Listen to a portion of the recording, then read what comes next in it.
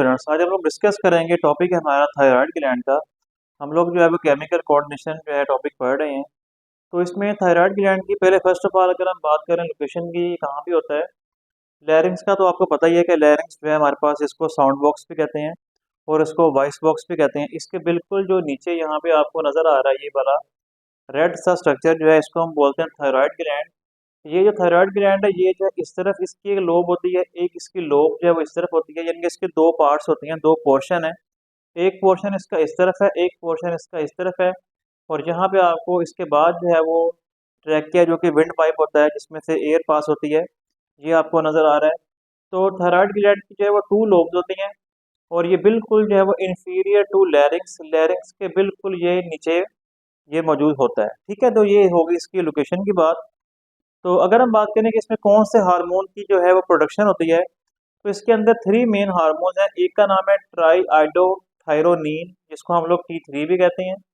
इसका नाम T3 इसलिए है क्योंकि पहले तो ये थायराइड ग्लैंड में बनता है, तो थायराइड का पहला वर्ड टी है, तो इसलिए इसका नाम टी बन गया।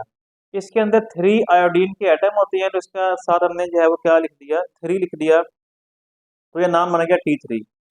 ओके, इसके बाद फिर है टेट्रा आइडोथायरोनिन, जिसको हम T4 भी कहते हैं।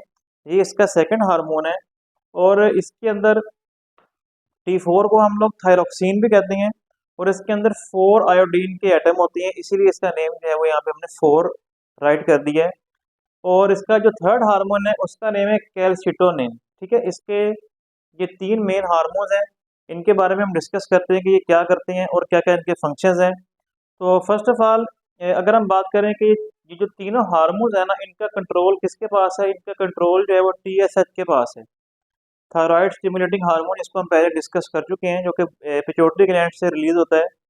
ये वाला हार्मोन जो है इन तीनों को कंट्रोल करता है, मतलब ये वाला हार्मोन जो TSH है इन तीनों को रिलीज करवाएगा थायराइड ग्लैंड से। ओके, इसके बाद अगर हम बात करें इन हार्मोन्स की, ये हम ओवरऑल इन तीनों हार्मोन्स के फंक्शन की बात कर रहे हैं कि ये क्या काम करते हैं।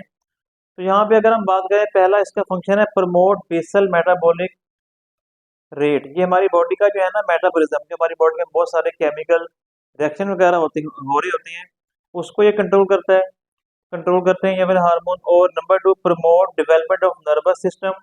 जो नर्वस सिस्टम होता है उसको ये डेवलप करवाते हैं, खास तौर पर जब छोटे बच्चे जो होते हैं उनके अंदर ये जो है ये उनका जो नर्वस सिस्टम होता है उसको ये डेवलप करवाते हैं। इसके अलावा अगर हम बात करें इनहांस ग्लूकोज कैटाबॉलिज्म, ग्लूकोज का जो ब्रेकडाउन है जिससे हमें एनर्जी मिलती है उसको ये ब्रेक करते हैं। और इसके बाद ये synthesis of the cholesterol in the liver, liver जो है इसके अंदर जो कोलेस्ट्रोल बनता है उसको भी जो है ये कंट्रोल करते हैं, उसको बनवाते हैं। इसके अलावा अगर हम बात करें maturation of bone plus motility of GIT, जो हमारा गैस्ट्रो इंटेस्टिनल ट्रैक है उसकी जो उसमें जो मोटिलिटी होती है, जो उसके अंदर मूवमेंट होती है, फूड वगैरह जो पास होती है हमारी बॉडी में डाइजेस्ट होती है, उसकी मूवमेंट भी ये करवाते हैं। इसके अलावा जो बोन्स की मेच्योरेशन है वो भी ये हार्मोन जो है वो करवाते हैं। तो यहाँ पे इसके जो है वो मेन हम लोगों ने फंक्शंस को स्टडी कर लिया। अब नेक्स्ट हमारे पास दो कंडीशन है। एक कंडीशन का नाम है हाइपरथायरॉयडिज्म। इसमें क्या होगा, इसमें जो हमारे पास जो एक्सेस ऑफ दीज हार्मोन, यानी कि इसमें जो है T3 या T4 जो है ये ज़्यादा बनना शुरू हो जाएंगे, तो उसको हम नाम देते हैं हाइपरथायरॉयडिज्म। इसको हम लोग ना एक नाम देते हैं ग्रेव डिजीज, इसको ग्रेव डिजीज भी कहते हैं। इसमें क्या होता है, ग्रेव डिजीज में ना एक ऑटो इम्यून ये डिजीज है, यानी कि इसमें होता यह है कि जो आपकी बॉडी में एबनॉर्मल एंटीबॉडीज बनना शुरू हो जाएंगी फॉल्टी इम्यून सिस्टम की वजह से। ये जो एबनॉर्मल एंटीबॉडीज क्या होती हैं, ये जो है ना मिलती जुलती हैं, ये मिमिक करती हैं, रिजेंबल करती हैं, मिलती जुलती होती हैं TSH से। तो TSH का काम होता है इन हार्मोन्स को रिलीज करवाना, T3 को, T4 को।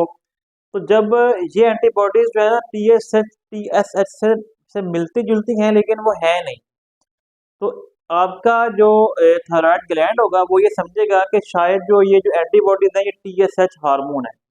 तो वो इसी वजह से जो है ना, जो ये थायराइड ग्लैंड होगा ये जो है ना T3 T4 जो हार्मोन है इनको प्रोड्यूस करना शुरू कर देगा और उनका जो है बॉडी में लेवल जो है वो ज़्यादा हो जाएगा।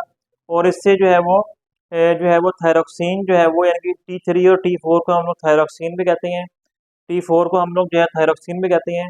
तो ये जो है वो वहाँ पे इंक्रीज होना शुरू हो जाएगा। जब ये हार्मोन जो है वो इंक्रीज होंगे, थायरोक्सिन हार्मोन जब इंक्रीज करेगा फॉल्टी इम्यून सिस्टम की वजह से, इसमें क्या होगा, सिम्टम क्या आएंगी, हाई मेटाबॉलिक रेट, बॉडी का जो मेटाबॉलिज्म है फास्ट हो जाएगा। इसके अलावा rapid and irregular heart beat, आपका जो हार्ट बीट है वो रैपिड हो जाएगी, बहुत तेज तेज आपका हार्ट बीट करेगा और इरेगुलरली करेगा। और इंक्रीज ब्रीदिंग, आपकी जो सांस लेना है वो बढ़ जाएगा। इसके अलावा बॉडी का टेम्परेचर आपका इंक्रीज हो जाएगा और स्वेटिंग वगैरह, वेट लॉस हो जाएगा। चाहे आप जितना मर्जी खाना खाएं फिर भी आपका वेट जो है वो लॉस होगा इसके अंदर। तो इसमें एक और इसकी मेन निशानी है, इसको बोलते हैं एक्सोपथाल्मिया। इसमें क्या होता है, इसमें protrusion of the I balls, इसमें जो हमारी आई बॉल होते हैं, जो हमारी आंखें होती हैं, इनकी जो आई बॉल होते हैं ये थोड़े से ये काफ़ी ज़्यादा बाहर निकल आएंगे और ऐसे लगेगा जैसे आईज में आपकी बहुत ज़्यादा ओपन है, बहुत ज़्यादा खुली हुई हैं, आंखें फटी हुई इस तरह होती हैं, वैसे फील होगा। ओके, इसके बाद हाइपर हाइपोथायरॉयडिज्म। अगर ये हार्मोन जो है वो क्या हो, कम बने तो क्या होगा, कह रहा अंडर सिक्रेशन ऑफ थायरोक्सिन, अगर थायरोक्सिन हार्मोन कम बनेगा तो इसमें क्या होगा, इसको हम लोग ना फुल ब्लोन हाइपोथायरॉयड सिंड्रोम भी कहते हैं और इसको हम लोग जो है मिक्सिडीमा भी कहते हैं। मिक्सिडीमा में क्या होगा, इसमें बॉडी का जो मेटाबॉलिज्म है वो लो हो जाएगा। इसके अंदर जो आपको फीलिंग चिल्ड, आपको जो ठंड लगेगी, पफी आइज, आपकी आइज में जो है वो यहाँ पे इस जगह पे स्वेलिंग टाइप हो जाएगी, ठीक हो गया। और इसके अलावा थिक एंड ड्राई स्किन आपकी हो जाएगी। और इसके अलावा हेयर लॉस फ्रॉम स्काल, जो आपका आपके बाल हैं सर के, वो जो है वो समझ लें कि वो गिरना शुरू हो जाएंगे। टंग स्वेलिंग हो जाएगी, आपकी कॉन्स्टिपेशन वगैरह होना स्टार्ट हो जाएगी। और गोइटर, इसमें जो आपका थायराइड ग्लैंड है उसका साइज जो है बढ़ जाएगा, इसको हम लोग गोइटर कहते हैं। तो ये सारा जो है इसमें होना शुरू हो जाएगा अगर ये हार्मोन कम बनेगा।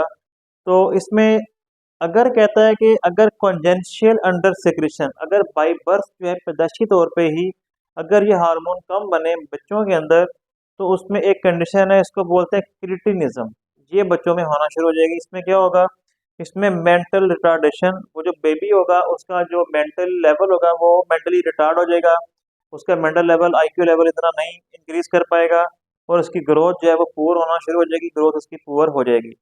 ओके, इसके अलावा लास्ट हार्मोन है, इसको बोलते हैं कैल्सिटोनिन। इस हार्मोन में क्या होगा, ये हार्मोन जो है ना तब निकलता है अगर आपके ब्लड में कैल्शियम का लेवल बढ़ता है ना, जब आप फूड वगैरह खाते हैं डिफरेंट तरह के जिसमें कैल्शियम होता है, तो ब्लड में ना कैल्शियम का लेवल जो है ना वो इंक्रीज होना स्टार्ट हो जाता है।